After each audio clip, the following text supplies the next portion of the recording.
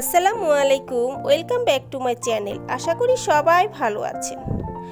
আজ আমি কোনো মাছ মাংস রান্না করে দেখাবো না, ঢেঁড়স দিয়ে নিরামিষ একটি রেসিপি যা খেতে ভীষণই মজার।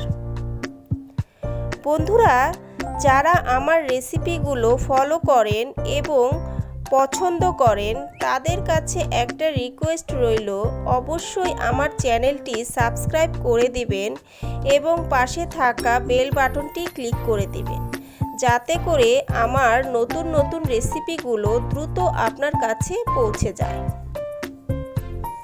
চলুন তাহলে দেখে নিই ঢেঁড়সের এই নিরামিষটি রান্না করতে কি কি উপকরণ লাগছে।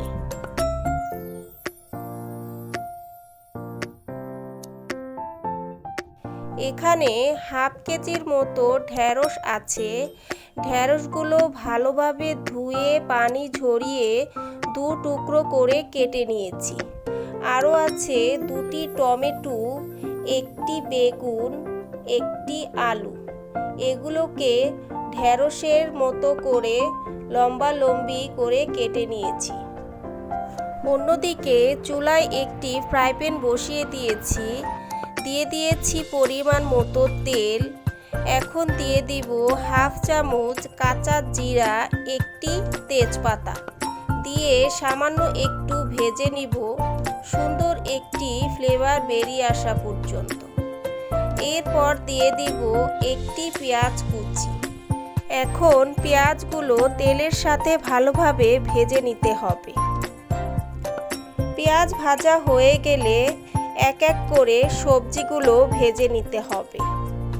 চেষ্টা করবেন যে সবজিগুলো সেদ্ধ হতে একটু বেশি সময় লাগে সেইগুলো আগে ভেজে নিতে।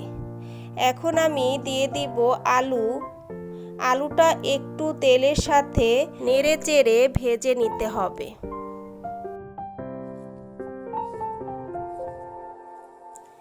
আলু ভাজা হয়ে গেলে এরপর দিয়ে দিব বেগুনটাও একটু ভেজে নিতে হবে।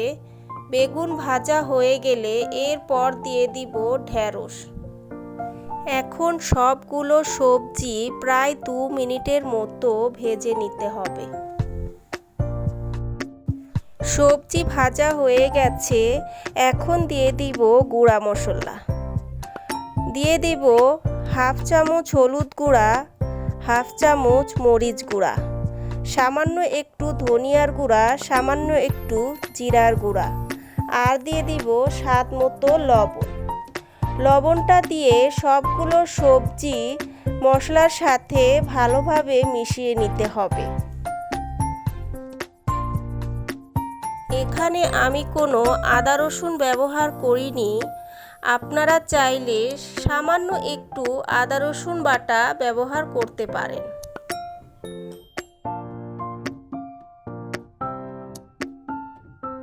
মেশানো হয়ে গেলে ঢেকে রান্না করব 5 মিনিটের জন্য। ফিরে এলাম 5 মিনিট পর। আবারও ভালোভাবে নেড়েচেড়ে 2 মিনিটের মতো কষিয়ে নিতে হবে।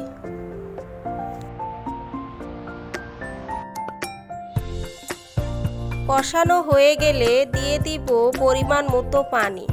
এখানে আমি গরম পানি ব্যবহার করেছি।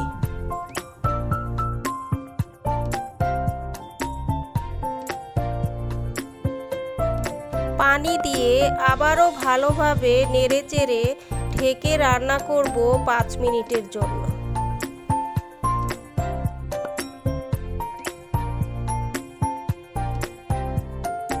ঝোল শুকিয়ে গেছে, সবজিগুলো সেদ্ধ হয়ে গেছে।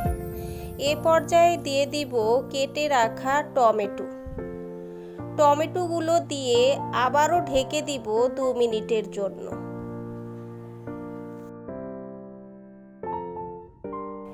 দেখতে কত সুন্দর লাগছে।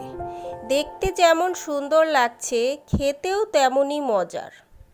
এ পর্যায়ে দিয়ে দিব 4-5টি কাঁচামরিচ ফালি, হাফ চামচ ভাজা জিরার গুঁড়া দিয়ে হালকাভাবে একটু নেড়ে চেড়ে 2 মিনিটের মতো চুলায় রেখে চুলা থেকে নামিয়ে নিতে হবে।